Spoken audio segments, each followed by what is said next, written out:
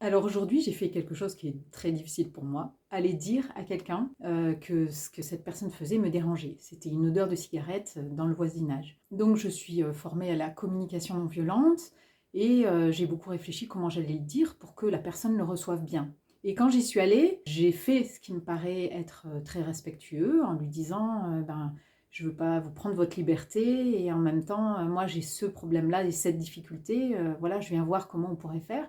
Et j'ai ressenti néanmoins une sorte de... Oui, comme un sentiment que la personne se serait sentie malgré tout agressée et sur la défensive, contrainte, alors que mes paroles et mon non-verbal, je pense, n'étaient pas du tout dans ce sens-là. Donc ça m'a fait beaucoup réfléchir, je dis pourquoi, même avec des outils de communication respectueuse, la personne en face peut mal le recevoir. Et je me suis dit, bon, les enfants, que ce soit dans la famille ou à l'école, on leur dit, fais pas ci, fais pas ça, et t'as fait ça, et c'est pas bien, et arrête de faire ci, et pourquoi tu fais ça. Bref, on leur fait des reproches, et je pense sur un ton pas forcément respectueux, et peut-être qu'il reste à ces adultes-là comme une sorte d'ancrage sur, mon Dieu, on me dit quelque chose, c'est forcément un reproche, c'est forcément violent, c'est forcément difficile à recevoir.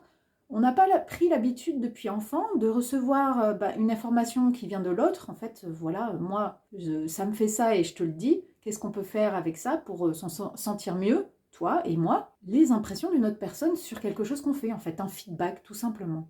Alors voilà, ça me laisse une certaine tristesse parce que j'ai envie de prendre soin des gens et me dire que cette personne peut-être l'a mal pris ou je pense plutôt m'a tourné en ridicule, mais ça revient un peu au même. Ça peut être une réaction de bon bah c'est pas moi qui ai un problème, c'est elle, alors que moi je venais mettre le problème au centre et dire comment on pourrait faire par rapport à ça.